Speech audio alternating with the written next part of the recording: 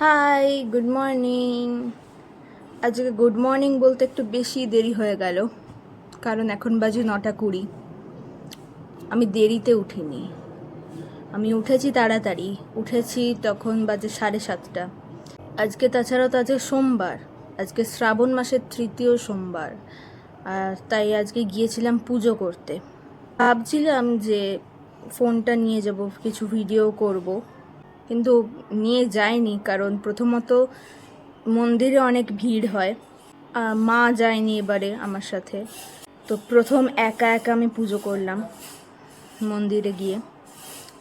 তাছাড়া ওই শ্রাবণ মাসে সোমবারে পুজো করাটা এটাও আমি প্রথমই করছি। মানে ডালা সামলাবো নাকি ফোন সামলাবো সেটার একটা চিন্তা ছিল, তাই ফোনটাও নিয়ে যায়নি, আর তাই কিছু ভিডিও করতে পারিনি। তবে যদি সন্ধেবেলায় যাই, তাহলে সন্ধেবেলায় যদি মন্দিরে যাই পুজো দেখতে, তখন ভিডিও করতে পারি। তাছাড়াও আজকে ঝুলন যাত্রা, তাই সকাল সকাল চান করে পুজো দিয়ে এখন এই কিছুক্ষণ আগে এলাম। এবার এসে এখন একটু চা খাবো, চা খেয়ে তারপরে বাড়ির পুজো করব। সো আজকে day 5 of no eating sugar. So come let's have a day in my life of an 18-year-old বেকার মেয়ে।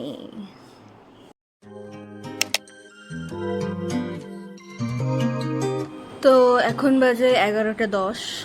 পুজো করে আমার খাওয়া দাওয়া হয়ে গেছে। আজকে খেয়েছি কর্নফ্লেক্স দুধ দিয়ে, আর কলা একটু কেটে ওর উপর দিয়ে দিয়েছিলাম। আজকে যেহেতু তাড়াতাড়ি চান করে নিয়েছি, তাই আজকে কিছুই করার নেই। এই 11টা থেকে 1টা পর্যন্ত, সেই দুপুরবেলায় গিয়ে লাঞ্চ করব।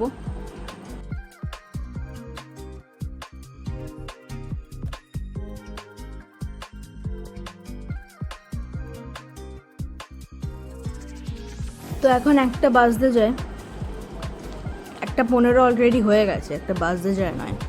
তো ঝটপট করে motivational speech of the data বলে ফেলি। সঙ্গে আমি নিয়ে বসেছি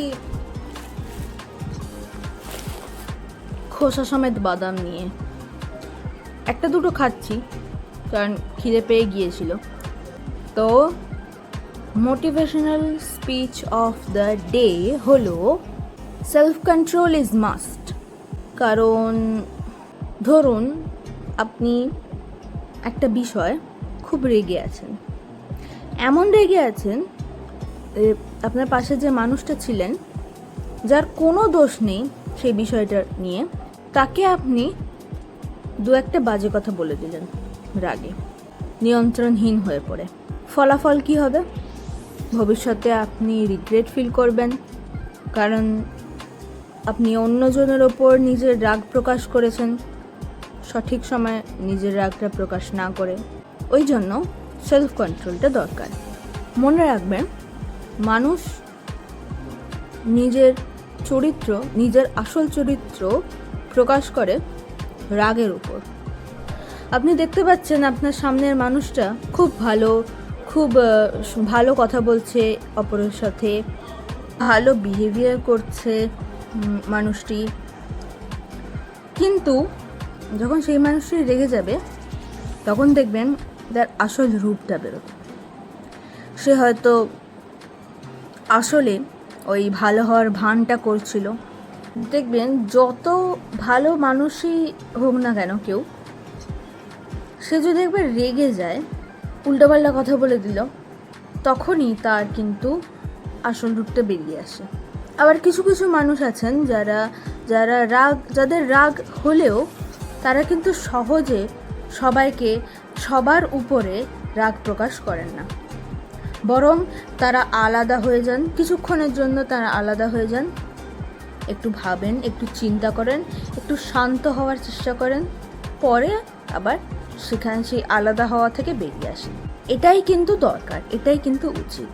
তো এটাই বলছি, যখন ধরুন রেগে আছেন কারোর ওপরে বা কোনো কিছু একটা বিষয় নিয়ে খুব রেগে আছেন, ফ্রাস্ট্রেটেড হয়ে আছেন, ইরিটেটেড হয়ে আছেন, তখন একটু আলাদা হয়ে যাবেন, সবার থেকে একটুখানি আলাদা হয়ে গিয়ে একটু নিজেকে শান্ত রাখবেন, ভাববেন, চিন্তা করবেন, সময় নেবেন, তারপরে সে আলাদা হওয়ার থেকে ফিরে আসবেন।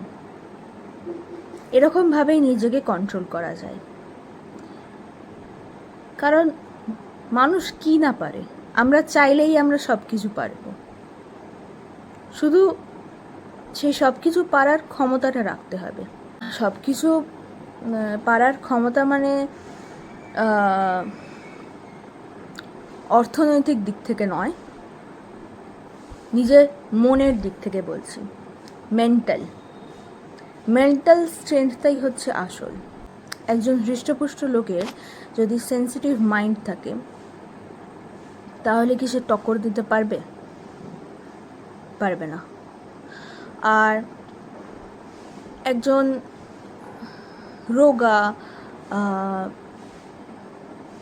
রুগ্ন একজন মানুষের যদি স্ট্রং মেন্টালিটি থাকে, স্ট্রং মাইন্ড থাকে, তাহলে সে যা খুশি তাই করতে পারে। All about mind, it's all about mentality, it's all about মানসিকতা, অ্যান্ড ইটস অল অ্যাবাউট মানসিক। তো এটাই হচ্ছে motivational speech of the day. এবার তাড়াতাড়ি খেতে চলে যাই। লাঞ্চে কি আছে দেখা যাক।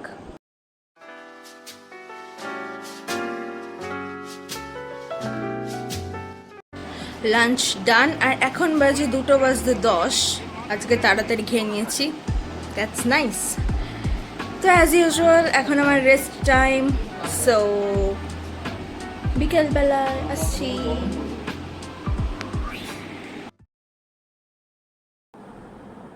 হাই,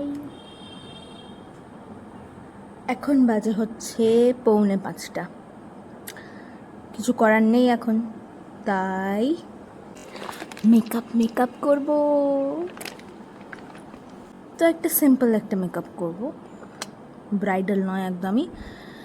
তো আমি যেহেতু প্রথমেই ফেস ওয়াশ করে নিয়েছি অনেকক্ষণ আগেই, মানে চান করার সময় আমি যেহেতু ফেস ওয়াশ করে নিয়েছি, তো এখন আমি ওয়াইপস ইউজ করব। ওয়াইপস দিয়ে একটুখানি পরিষ্কার করে নেব মুখটা। তো ওয়াইপস দিয়ে পরিষ্কার করে নিয়েছি। অলসো আমি মুখটা ধোবো না, কারণ এখানে চন্দনগুলো ভালো লাগছে, এই যে এখানে চন্দনগুলো যে লাগিয়েছি, চুলটাও বেঁধে নিয়েছি। So let's start.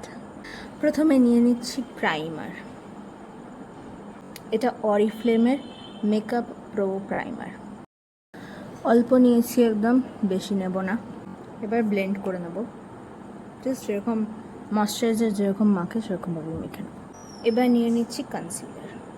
এটা হচ্ছে সুইস বিউটি কোম্পানির লিকুইড কনসিলার। খুব ভালো কনসিলারটা, শুধু যেখানে যেখানে দরকার সেখানে সেখানেই দিয়েছি, বেশি লাগাবো না। এটা খুব সুন্দর ব্লেন্ড করে যায়, এটা স্কিন টোনের সাথে খুব সুন্দর ম্যাচ করে। আমি ফাউন্ডেশন অ্যাপ্লাই করি না, কারণ ফাউন্ডেশন আমার স্কিন শেডের সাথে মানায় না। এবার আমি ইউজ করব এই সেটিং স্প্রেটা। এটা নতুন সেটিং স্প্রে, এটা এই সবে এই কিছুদিন আগেই এসেছে, মানে 2 দিন আগে এসেছে। তো আমি এটা ফার্স্ট ইউজ করছি। কনসিলারটা অ্যাপ্লাই করার পরে আমি এটাকে স্প্রে করছি।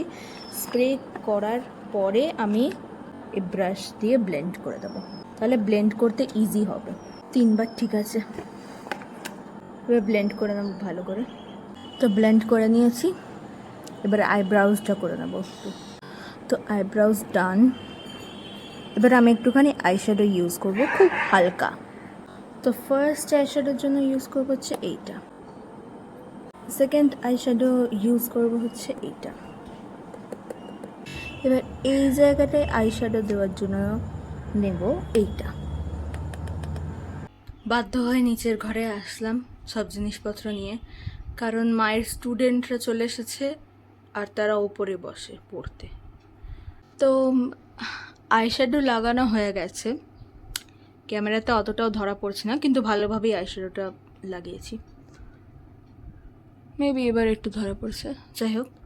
এবারে লাগাবো কাজল।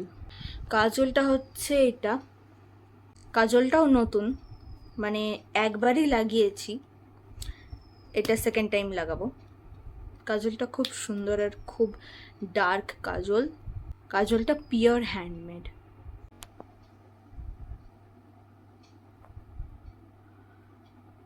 দুটো আলাদা হয়েছে পুরো, আমি জানি, কিন্তু অ্যাকচুয়ালি আমার মনে হয় আমার দুটো চোখ আলাদা শেপের, তাই দেখতে খুব একটা খারাপও লাগে না যখন দুটো একটু 19-20 যখন হয়ে যায়। লাইনারটা কাজল দিয়েই করেছি, মানে লাইনটা। আমিও কাজল দিয়ে লাইন করতে অত এক্সপার্ট নই। থ্যাঙ্কফুলি আমার যে আইব্রাও পেন্সিলটা, এটার যে এই সাইডটা এটা একটু শার্প, তো এটা দিয়ে একটু এরকম করে টেনে দিলে হয়ে যায় আর কি। New technique. তো এখনও পুরোটা কমপ্লিট হয়নি, বাট এইটা লুকটা। এবারে একটু মাস্কারা লাগাবো। ও হ্যাঁ, কাজলটাকে এরকম দেখতে, এই যে এটা ঢাকনা খুলে দিলে এই যে এইরকম কাজলই বেস্ট। তবে এটা স্মাজ প্রুফ নয়, আর আই গেস স্মাজ প্রুফ না হওয়াটাই বেটার, কারণ স্মাজ প্রুফ না হলে আমি এরকম করতে পারতাম না মেবি।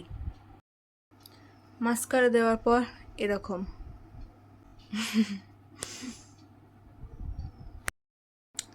এবার লাগাবো একটু ব্লাশ, একদম অল্প করে ব্লাশ লাগাবো।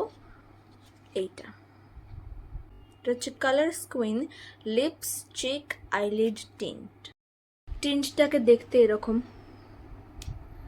এখানে অরেঞ্জ লাগছে কিন্তু অ্যাকচুয়ালি অরেঞ্জ নয়, এটা হচ্ছে একটু রেড টাইপের, একটু রেডিশ টাইপের। এটা হচ্ছে ব্লাশ লাগানোর পরে, কিন্তু ক্যামেরাতে কিছুই আসছে না, কিন্তু আমি ভালো মতোই ব্লাশটা লাগিয়েছি অ্যাকচুয়ালি। যাই হোক, ভালোই লাগছে, খারাপ লাগছে না। তো এটা হচ্ছে ফাইনাল লুক।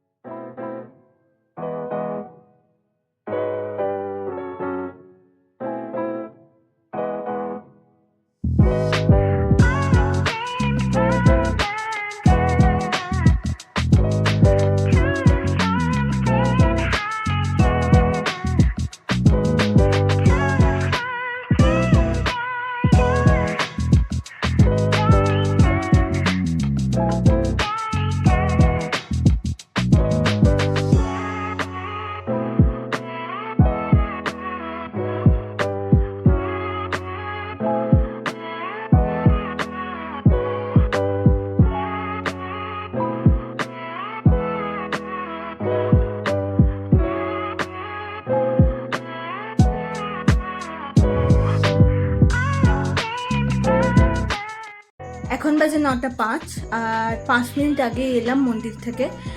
সঙ্গে নিয়ে এলাম প্রসাদ, মানে কিসের যে মানে আজকে পুরো নো সুগারের একদম তছনছ হয়ে গেল।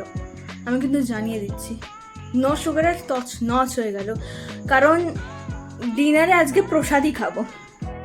কারণ প্রসাদে আছে লুচি, তেলে ভাজা একদম লুচি, আলু ভাজা, একটা তরকারি আছে, এখনো খুলিনি বক্সটা, একটা তরকারি আছে, আর পায়েস। নানা রকম ভাজা আছে, শুধু আলু ভাজাই নেই, বেগুন ভাজাও থাকবে, কুমড়ো ভাজাও থাকবে। I'm sorry guys, I'm sorry for everyone.